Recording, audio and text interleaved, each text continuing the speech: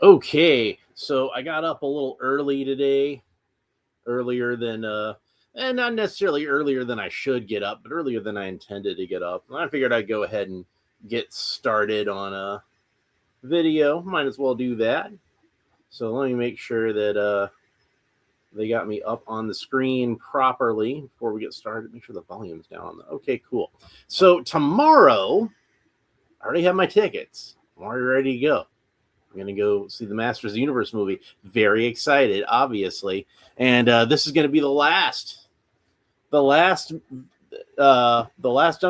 that I do before I see the movie. So there is not going to be an episode tomorrow. There will absolutely not be an episode tomorrow because I'm going to be busy watching that movie. So today we're going to open up this guy, Trapjaw. Evil and armed for combat. Deluxe articulation. TMNT and for W is here and says, hi, how you doing? And Rouge Hans is here and says, what the fuck, Alan? Well, we're opening up an action figure. It's the same as usual. Do you mean because it's so early? The only thing for sure with me is that nothing's for sure. That's so over here we got a nice portrait of Trapjaw in all of his gruesomeness, divided by the sword of power, facing off against the most powerful man in the universe, He-Man. And Al Davis is here. Says, afternoon, Alan. Everyone in chat, afternoon to you, sir. Or whatever time it is over there across the pond. So there we go. We got a little image of Trapjaw in the back here. He doesn't come with a Lasertron, it looks like. You're just supposed to pretend like, I guess, just the stump is his Lasertron. Which, you know, honestly, I did that all the time when I was a kid anyway, because I lost all three of the attachments. So I'm like, well, this arm's just gonna be a laser can't. That's how it's gonna be. But he's got a sword, not a clamp. Claw, the vicious claw. He doesn't have that. He's got a sword and a hook, but that hook won't stop He-Man. And it says, Trapjaw, evil and armed for combat. This menacing monster of a man with machine parts serves as Skeletor's walking engine of destruction. Trapjaw leads his master's army across Eternia in a search for the key to Castle Grayskull, the Sword of Power. So, is he gonna find it? It looks like if we look at the trailer, there's a few shots where Skeletor is holding the sword. So what's going to happen? I don't know, but I will find out tomorrow. So I'm watching the movie tomorrow. I'm very excited. And then the post movie episode, which I'm probably going to do Friday, hopefully planning on doing Friday. The post movie episode will be Battle Cat, because I have the Chronicles Battle Cat figure. And I figured that would be the best movie. That would be the best figure to open while I talk about the movie for a little bit. Rouge Haunt says today is my birthday. Well, happy birthday to you, Rouge Haunts. And TMNT says happy birthday as well. So let's go ahead and open this guy up. Oh, yeah, I should point out the cross-cell artwork at the bottom where we have Skeletor and Trapjaw. And of course, I've opened up Skeletor on this channel before. Yes, this assortment only has 2 figures in it. Maybe it was more of a refresh assortment. They were going to have more He-Man figures shoved into it so that they can make sure that He-Man stays on the shelf. And speaking of He-Man, I do have the Chronicles He-Man over here that I still have neglected to change back into his correct armor since my little experiment of getting that Thundercats He-Man armor onto him. And I forgot to cut the tape over here at the sides. Dopey me. All right, so there we go. We got that done. Now we can get this open a lot more easily. And Al Davis says, I think I'm seeing the film on Friday morning. Well, I hope that you enjoy it, and I hope that I enjoy it, and I hope that it's a good movie. And if it's a good movie, I hope it makes a lot of money and they can make more. So that's my hopes for that movie. So we got the 2 accessories here with the sword and the hook.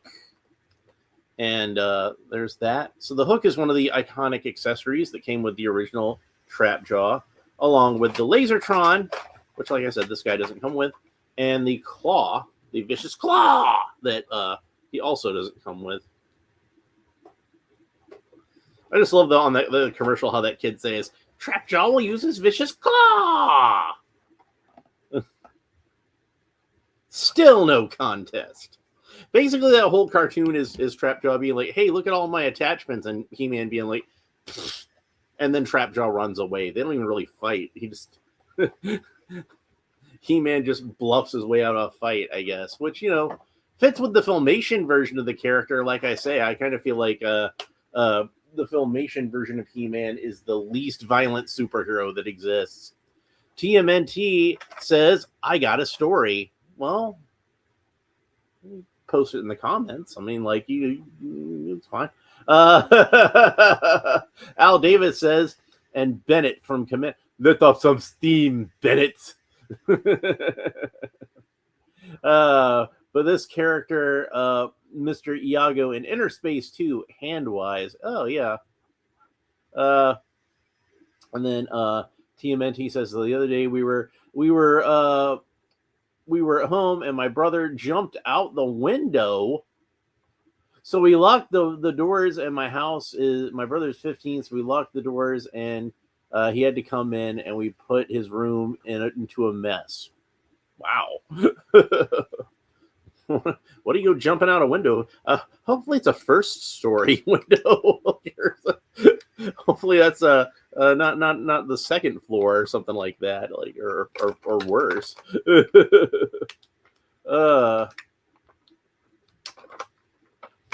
There we go. We get all this. We get these rubber tabs snipped. And it looks like there's just 4 of them, one around each of his limbs. One around each arm, one around each leg. And kind of like just below the elbow and just above the ankle for both of those. And then you should come out very easily. All right. So it looks like... So in the movie, it looks like Trapjaw's arm kind of opens up and all this stuff folds out of it. But they did not do it this way with this one. The 2000X figure did it that way, so I know it's possible. But this one does not do it that way, it looks like. It looks like it's... well, no, it doesn't. Okay. So does this come off? The whole thing comes off? So I guess... yeah, I guess it is just a laser. I guess not. I take it back. He did come with a Lasertron. It was just so well disguised as the stump, I didn't even realize it. All right, so we'll look at the artwork on the back of the package here, and yeah, it does look like these just kind of snap into the hole. Now you can see his forearm is much shorter in this version. So if I lose any of these accessories, that's it. He just doesn't have a forearm anymore. Unlike the original Trapjaw. Now, I don't have the original Trapjaw handy here, but I do have the Origins version of Trapjaw. And you see he's just got his Lasertron, because all the rest of his parts are in storage right now. But if we straighten up his arm, then that is pretty much exactly what the original Trapjaw's arm looked like.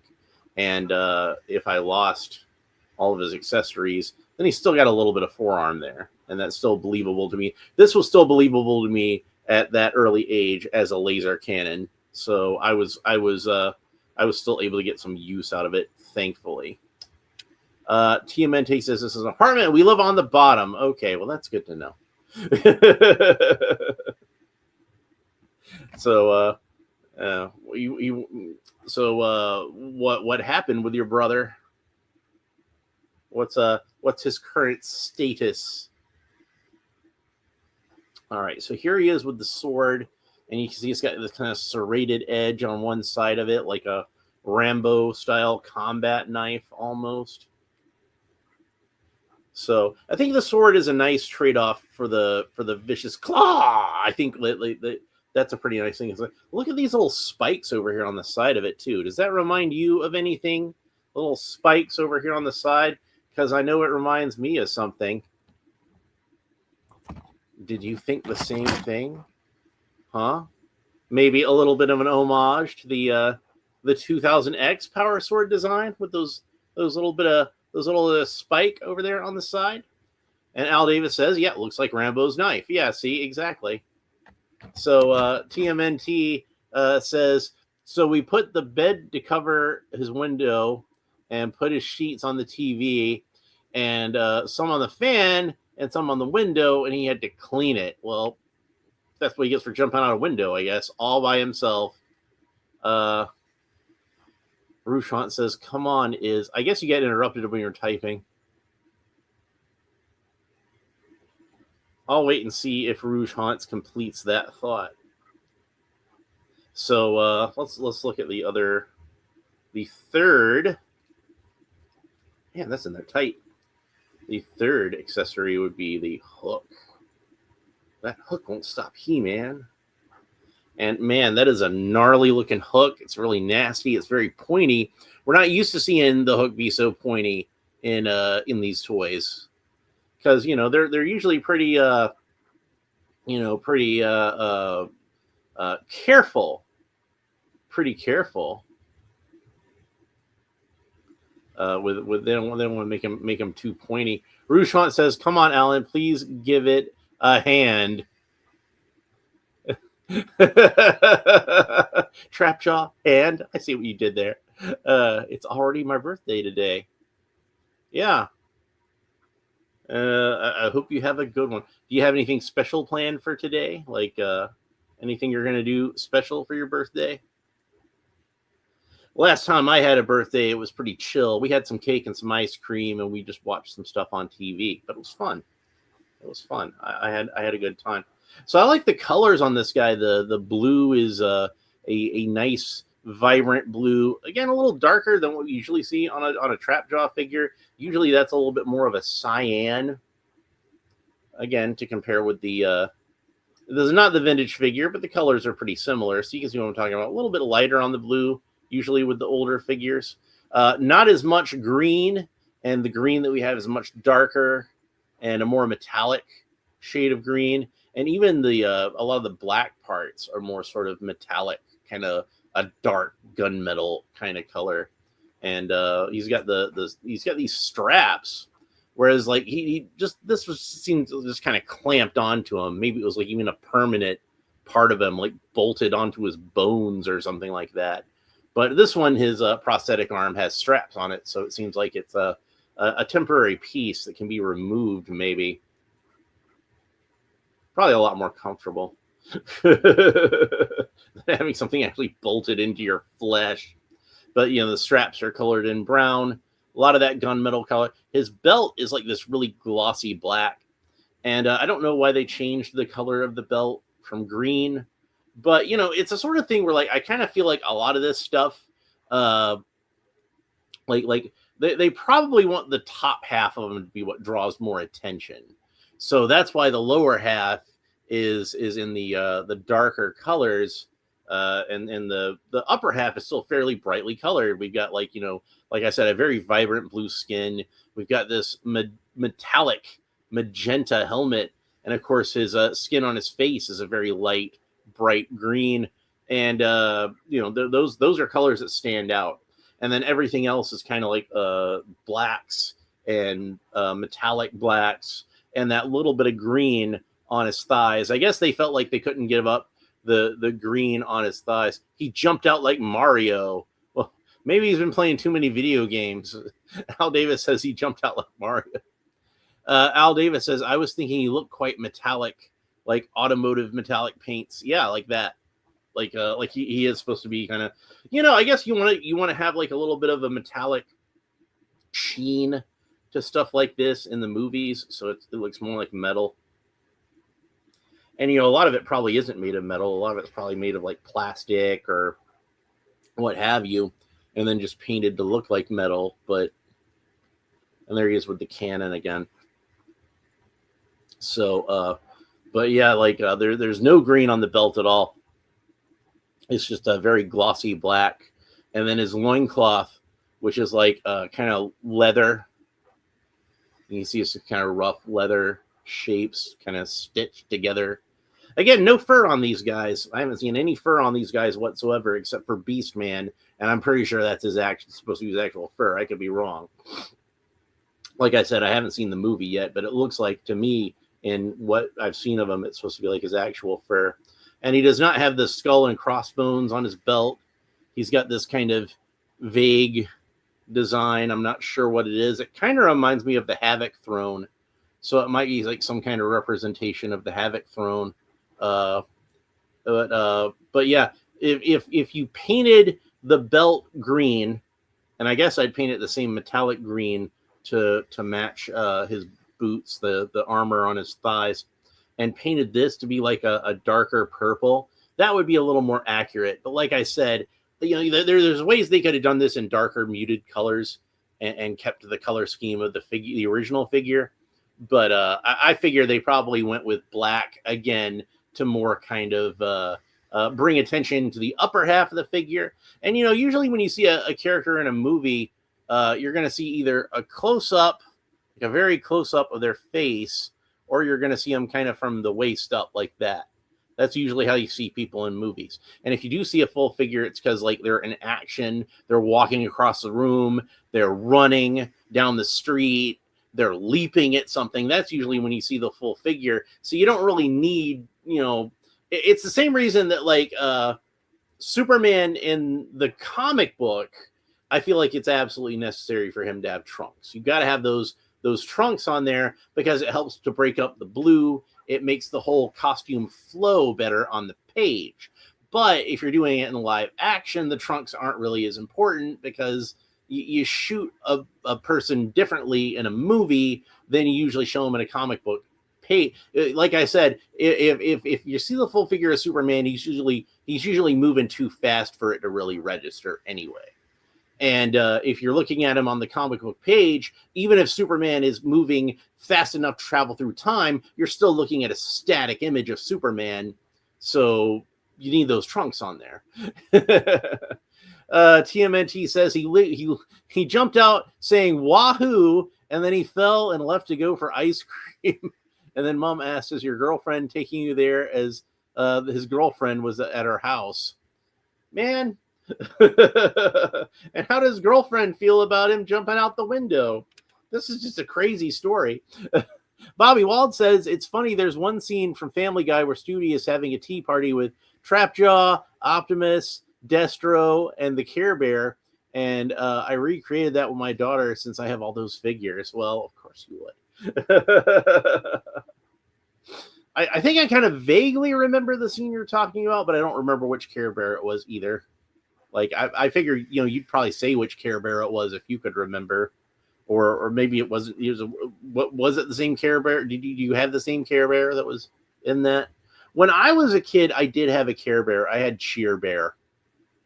So, but Care Bears were hip at the time. But that was the only one I had. I had Cheer Bear, and probably because like if I'm gonna have a Care Bear, I'm gonna have like the girliest one, I guess. Just a generic one in the cartoon, he says. So I use Grumpy Bear. Yeah, if I had thought about it, I probably would have picked out Grumpy Bear when I was a kid. I like Grumpy Bear best now anyway. I didn't watch a whole lot of the cartoon, even though I had the toy. Because I think when I was a kid, they didn't really have a cartoon series. They just had specials they'd put on every now and then. I don't think they had an actual series until my sisters were old enough that they were watching cartoons. They were still like toddlers, but they were at just the right age for Care Bears at that time. And that was when I actually like paid attention to it, I guess. And I was like, yeah, I can relate to Grumpy Bear. That's anyway. And then let's go ahead and talk about his articulation some. Oh, one other difference I want to talk about is he does not have the loop at the top of the helmet to zip line down, but he does kind of have like some little spikes on the top of the helmet. So it does kind of still have that a little bit of that silhouette, at least where there's something on top of his head. But TMNT says, my bro, he like farts wahoo. Yeah, he ain't going to keep his girlfriend for very long if he's behaving like that.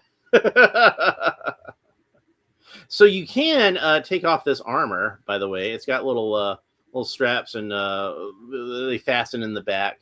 So you can take this armor off. I am not going to because, I just don't want to fool with it. I know a lot of these straps have been kind of bitchy about coming off and fastening back, and I just don't want to deal with it. But I will say that he is freaking huge next to He-Man. Look at that. He's taller than He-Man, and his chest is a bit beefier. So when they say that he's a monster of a man, they aren't kidding. Man, how big is Beast Man going to be when they open this up? By the way, I still haven't been able to find... I was hoping Walmart would put them back up, but I haven't been able to get the Origins version of movie Trapjaw, and that one is supposed to be like a deluxe figure that is larger like the movie Beastman is. So yeah, he is supposed to be a big dude in the movie, I think. All right, articulation. I was going to talk about that. So Trapjaw can look up about that far or look down about that far, tilt his head kind of quizzically side to side, rotate the head all the way around. And since this is Trapjaw, he does indeed have an articulated jaw. So there it is in the open position. And I did kind of accidentally push it up a little too far. So that's what his lack of chin looks like underneath. He's just got a black space, very similar to the original figure, where they got to have something in there. So they just have like a little black background space in there. Now Trapjaw's arms can rotate all the way around at the shoulders, but they do kind of bump into the armor a little bit on both sides. Obviously, the armor is the pauldron is much larger on the right hand side. I say hand as if he has a hand over there, but much larger over there. But it still kind of bumps into it on the left as well. He does have, I neglected to mention, that extra articulation at the neck that the Chronicles figures have. I almost forgot to say that. It's very well hidden as it is. So Trapjaw has a bicep swivel. So the bicep rotates all the way around on his prosthetic arm and on his fleshy arm. And then on the fleshy arm, he has a double jointed elbow, bends about that far. And then over at the prosthetic arm, it's a simple hinge.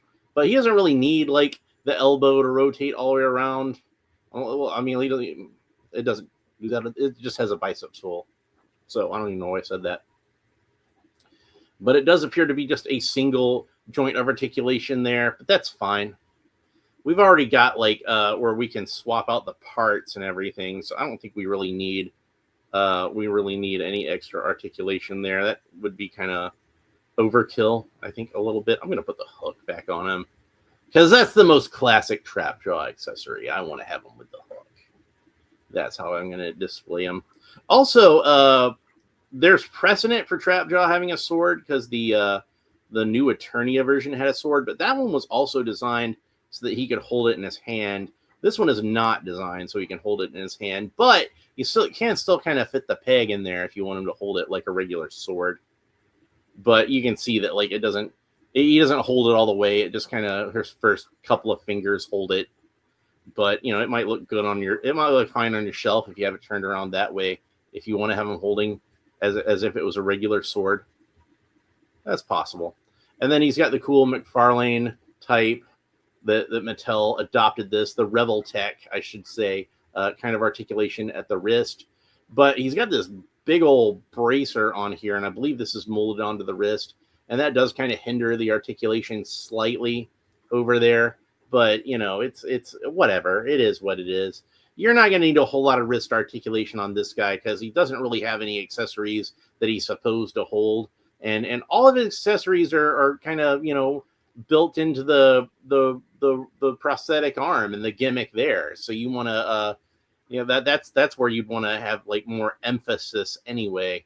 So, and then he's got the cool type of Chronicles torso articulation. We can move this guy around pretty much any which way we want to at the torso, get all kinds of cool dramatic poses out of him. He bends back about that far, bends forward about that far, side to side about that far, and then of course rotates all the way around where the rib cage meets the abs and where the abs meet the belt.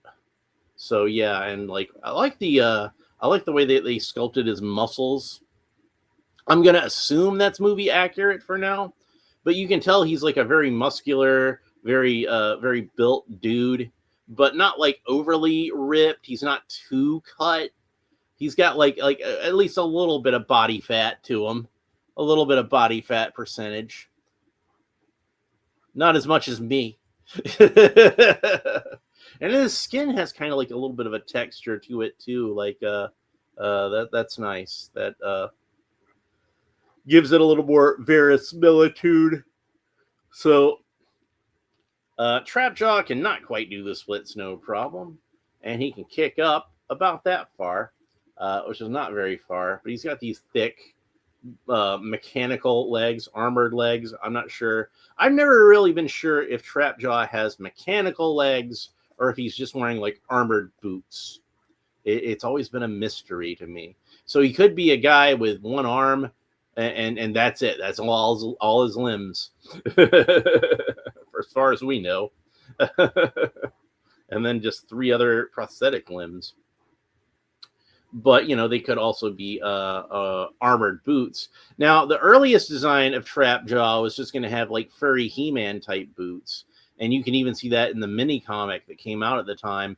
But by the time the figure actually got made, the character had been completely redesigned, and they reused the same legs that were used on Man-E-Faces, probably to get a little bit more use out of the expensive mold for that.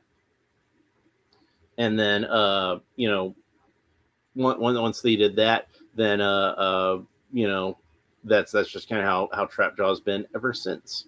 So it does have like a little bit of a rotation here, but I don't think it rotates all the way around, but you can still get some good posing out of it.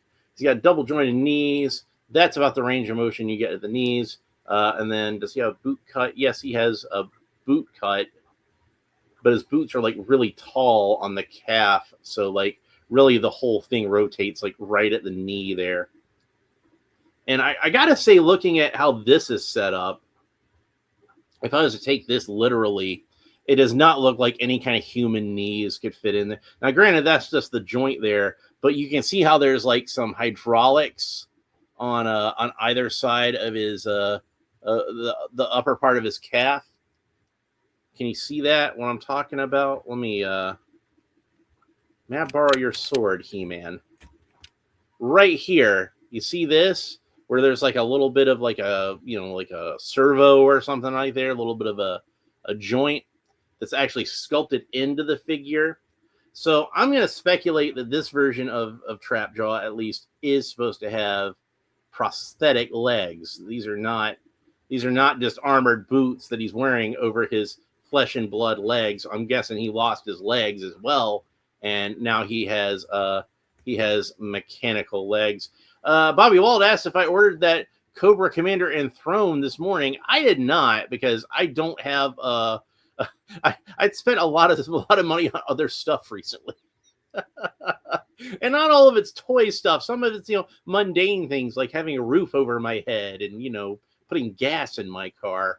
But I saw that was coming out. I didn't actually even know that was coming out today. It is a really cool looking set. And it is nice that they're finally giving us a hooded Cobra Commander, even though like it looks like to me that crown is molded or glued to his head and won't be removable.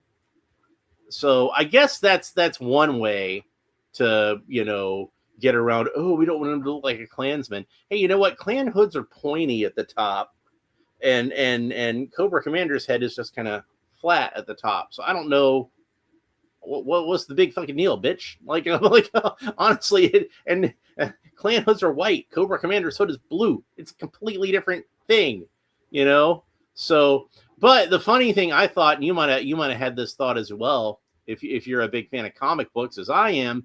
Anybody who's a big fan of Marvel comics, you know, with the crown on his head, now it almost looks like Baron Zemo, except for it's blue instead of magenta. So he doesn't look like a Klansman anymore. Good job. Now he just looks like a Nazi. TMNT says that's the most mom thing to say. Have a roof on my head and gas in my car. Well, it is what it is. You know, sometimes moms say stuff like that because they smart, you know.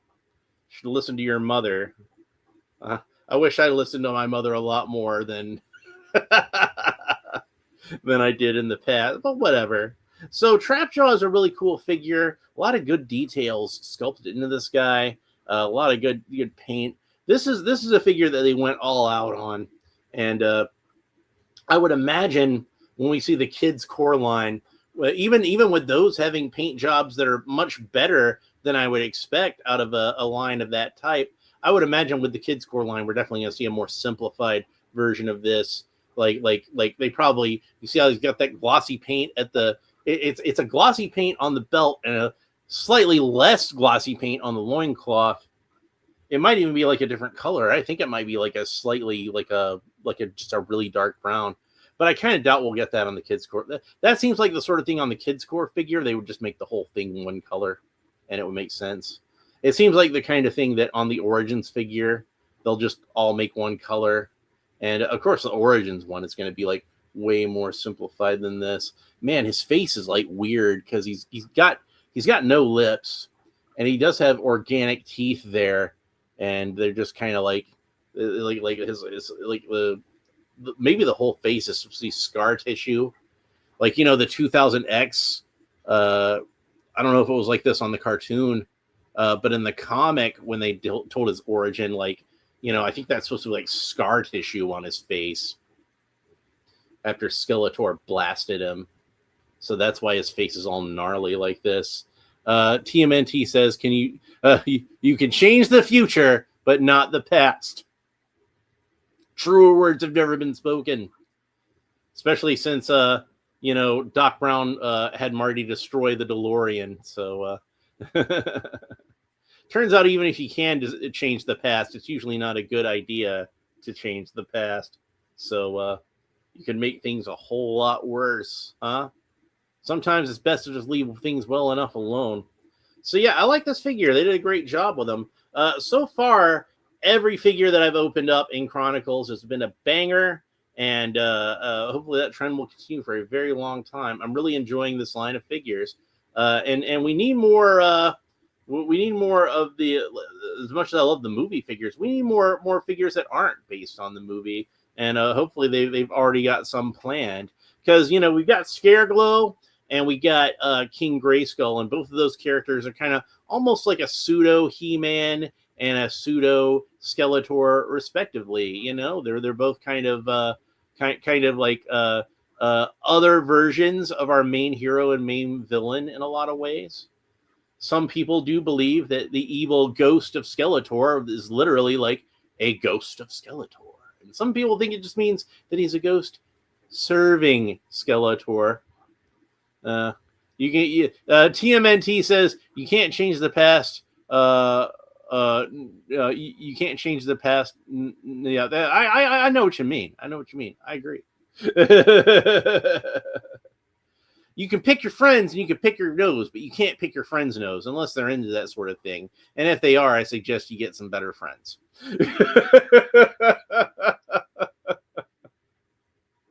Anyway, I guess that's it for Trapjaw. Next time I talk to you out there in the audience, next time I talk to you, oh friends of the channel, oh faithful ones, your humble narrator will have seen the Masters of the Universe movie, and I'm sure I'll have some things to say about it. But even when I do, I think I'm going to try to keep it as non-spoilery as possible. Obviously, don't want to get too spoilery when it's still a brand new movie, but I probably will do an episode where I have some spoilery thoughts. That I don't want to do it in the middle of the action figure unboxing, though. The W stream, we cross the streams. I love this plan. I'm excited to be a part of it. But yeah, so tomorrow, TMNT says, I'm not going to see it. Do what you must. Why aren't you going to see it? It looks great. I'm excited about it.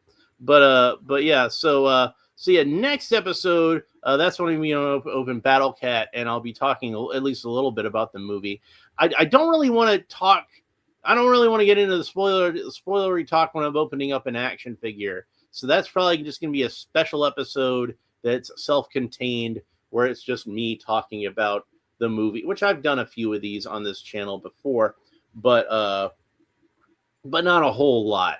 But, you know, I open up so many Masters of the Universe action figures, and I know people are going to be interested to hear what I have to say about the movie.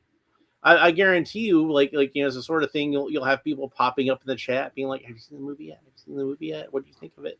And yeah, I will talk about that a little bit during the Battle Cat unboxing. But I do kind of feel like that talking about the movie, like, and getting deep into the spoilers and stuff like that, that would be something that would probably be best served by putting it in another video.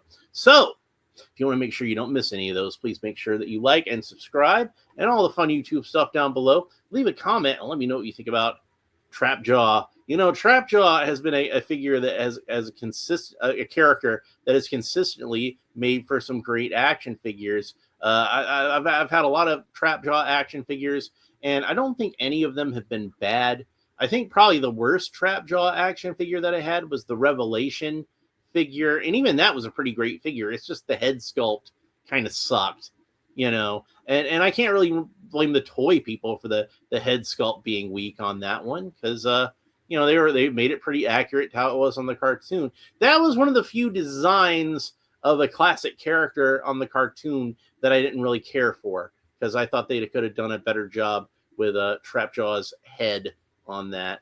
And then the Masterverse, the new Eternia Trapjaw, oh, perfection. That's a great figure. So and this one I feel like is not quite as great as the new Eternia version, but still pretty great in his own right. I like this figure. By the way, let's see what since he is so tall, let's see what he looks like against before I sign off against some Masterverse figures. So he's not quite as tall as Battle Armor He-Man, who, like I said, is a particularly tall figure, but a little more average of a figure. He does stand a little bit taller than Scareglow. So he's a little bit bigger than some Masterverse figures. So if you wanted to display this with your Masterverse figures, I don't think he'd look too out of place. So anyway, that's it for this episode. Hope you enjoyed it. We will talk to you next time. Bye.